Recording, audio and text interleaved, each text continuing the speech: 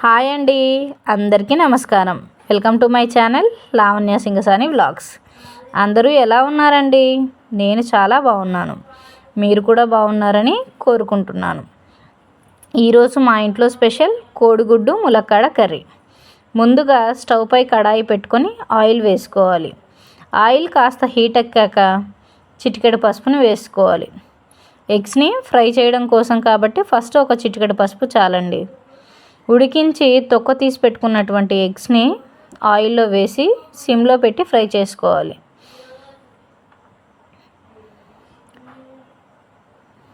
సిమ్లో ఫ్రై అవ్వడం వల్ల ఎగ్ మొత్తం కూడా చుట్టూ నీట్గా ఫ్రై అవుతుంది. మనకు లైట్గా ఫ్రై అయితే చాలండి, మరి ఎక్కువ డీప్ ఫ్రై అవసరం లేదు. ఇలాంటి కలుపు కూరల్లోకి ఎగ్స్ని డైరెక్ట్గా ఫ్రై చేయకుండా వేసే కంటే ఇలా కాస్త ఫ్రై చేసి వేస్తే కర్రీ చాలా టేస్ట్గా ఉంటుంది.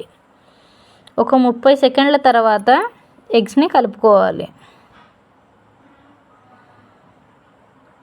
ఎగ్స్ని వెంటనే కలిపితే ఇలా అడుగంటుతాయండి.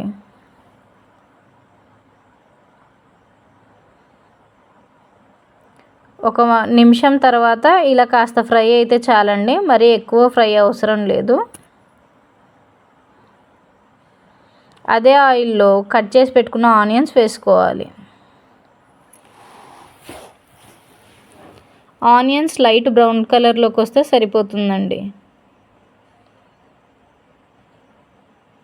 ఇలా ఆనియన్స్ ఫ్రై అయ్యేటప్పుడే ఒక స్పూను జింజర్ గార్లిక్ పేస్ట్, అల్లం వెల్లుల్లి పేస్ట్ ఉంటే వేసుకోవాలండి. ఈరోజు నా దగ్గర లేదు, అందుకు నేను వేయలేదు. మీ దగ్గర ఉంటే మీరు వేసుకోండి. ఆనియన్స్ లైట్ బ్రౌన్ కలర్లోకి వచ్చాక ఒక 4-5 పచ్చిమిర్చి చీలికలను వేసుకోవాలి.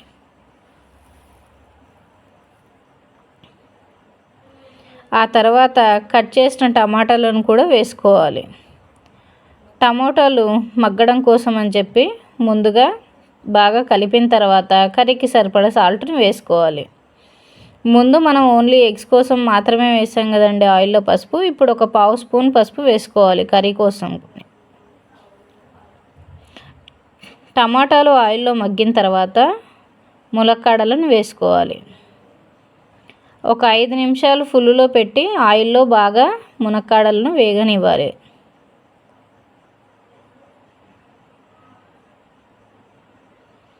ఇలా మగ్గిన తర్వాత ఒక గ్లాస్ వాటర్ తీసుకొని పోసుకోవాలి.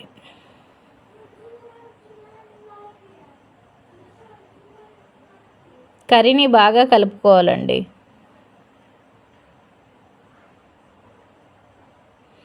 సాల్ట్ సరిపోయిందో లేదో చెక్ చేసుకోవాలి. నాకు ఇక్కడ సరిపోయిందండి, నేను అందుకే మళ్ళీ యాడ్ చేయలేదు.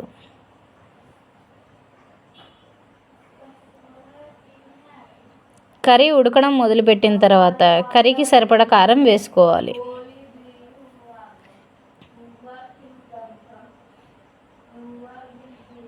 కారం వేసిన తర్వాత ఒకసారి కర్రీని బాగా కలుపుకోవాలి. చూసారా గ్రేవీ ఇలా దగ్గర పడిందో?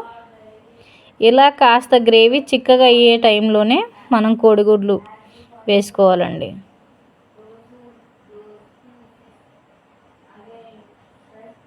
ఇప్పుడు స్టవ్ని ఒక 5 మినిట్స్ సిమ్లో పెట్టి కోడిగుడ్లను గ్రేవీలో ఉడకనివ్వాలి. మూత పెట్టి ఉడికించే ముందు మనం ముందుగా రెడీ చేసి పెట్టుకున్న కొబ్బరి మసాలా పొడిని వేయాలి. నేను ఇక్కడ కొబ్బరిలో వెల్లుల్లి, చెక్క, లవంగా వేసానండి. బాగా కలిపిన తర్వాత మూత పెట్టి ఒక 5 మినిట్స్ సిమ్లో మగ్గనివ్వాలి. చూసారా కర్రీ ఎంత కలర్ఫుల్గా ఉందో? ఫైనల్గా కరివేపాకు వేసుకోవాలి.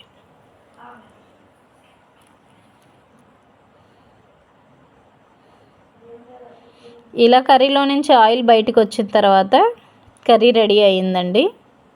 మనం ఒకసారి ఉప్పు, కారం సరిపోయిందో లేదో చెక్ చేసుకోవాలి. ఒకవేళ ఏదైనా తక్కువైతే ఈ టైంలోనే యాడ్ చేసి మరి ఒక నిమిషం మగ్గనివ్వాలి.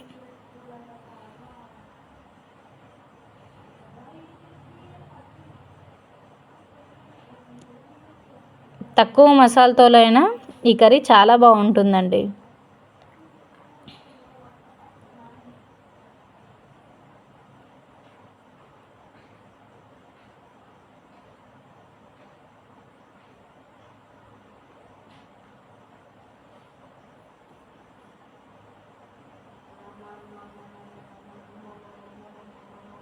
కర్రీ రెడీ అయిందండి.